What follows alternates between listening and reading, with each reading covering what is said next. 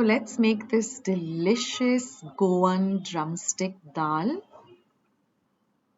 I washed and wiped dry two thick drumsticks or shenga, and I'm just going to use a peeler and take off the outer peel of the drumstick. Now I'm going to just cut off the edges, or the ends, and I'm going to cut them into about 2-inch size pieces. Now in the middle, if you do get some kind of peel coming off, take off that peel. And then this way, I'll just cut up everything. And also I'm going to be using cooked toor dal. So watch the video till the end because I'll show you how to cook your toor dal perfectly. Here is our drumsticks all ready for the recipe. So now I've heated up a pan and I'm going to add just half a tablespoon of oil. This does not require lots of oil. Spread the oil in the pan. Once the oil is hot, we're going to add half a teaspoon of mustard seeds, also called muri or rye. Then add a few fresh curry leaves, depending on how much you like curry leaves. I love curry leaves in any of my dals. Then mix everything really well together.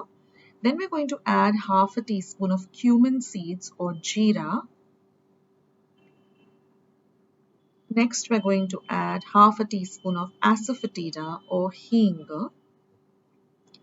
half a teaspoon of turmeric powder or haldi, and mix everything well together.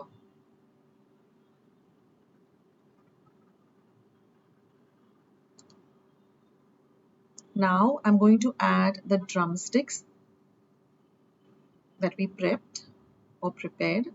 Mix it well with the bagar or the fodni. Let it get nicely coated with all of the spices that we've added to the fodni or the bagar.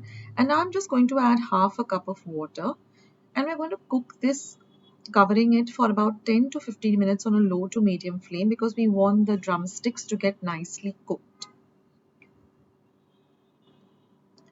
Now once our drumsticks are cooked, you can see that the flesh of the pulp of the drumstick rather has turned to white. That means it is cooked. And now again, once we add the dal, it will still continue cooking, but we want to cook it basically with water. So once our drumsticks are nice and cooked, we're going to add this cooked toor dal. Now generally toor dal goes well with this recipe, but if you're used to using masoor dal, you can also add that. Mix everything really well together. Now you can add some more water if you require. If you want your dal to be thinner, you add water. If you want it a thicker consistency, then don't add the water. I'm just using the dal water. Now we're going to flavor it with some salt to taste. I'm going to be adding 1 teaspoon of jaggery or jaggery or ghul. You can also substitute with sugar. And I'm going to add a little bit of kokum or amsol or sola. You can also add a little bit of tamarind juice. Then we're going to add half a teaspoon of red chilli powder. You can adjust this according to your taste. If you want it more spicy, you add more. If you want it less spicy, add less. And then 2 to 3 teaspoons of this goda or kala masala. Now this is homemade. I leave a recipe for it, a link of my recipe rather. It's very simple. You can make a big batch of this and store it and use it for any kind of dal. It just takes the dal to a different level. Now this is optional, but I'm adding just about a tablespoon of grated coconut. This is completely optional.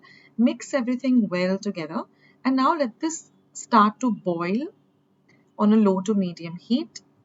Mix everything again and then just cover and cook this on a low to medium heat for about 10 to 15 minutes till everything comes together really, really well.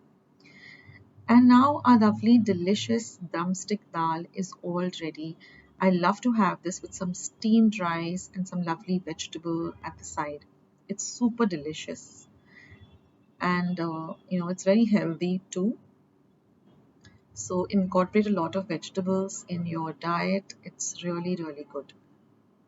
And now I'm just going to let you just take you through how I cook my toor dal perfectly. So here I've taken 3/4 of a cup of toor dal. I've washed it well under water. You need to wash it well. And then I'm just going to keep it aside for about, in 3 cups of water for about 2 to 3 minutes. And then I'm just going to put it into my pressure cooker. I'm going to add a little bit of turmeric powder and a little bit of hing. This is optional, you don't need to add it at this stage, but I like to add it for that lovely color. And asafoetida helps in digestion as well. And then I'm going to add just a little salt. You can skip the salt at this stage. This is just how I basically cook my dal. And then I'm just going to pressure cook it in my pressure pan for 1 whistle on high and then simmer it for 10 minutes. And then let it cool down in the pressure pan or in the cooker completely till the cooker cools down completely.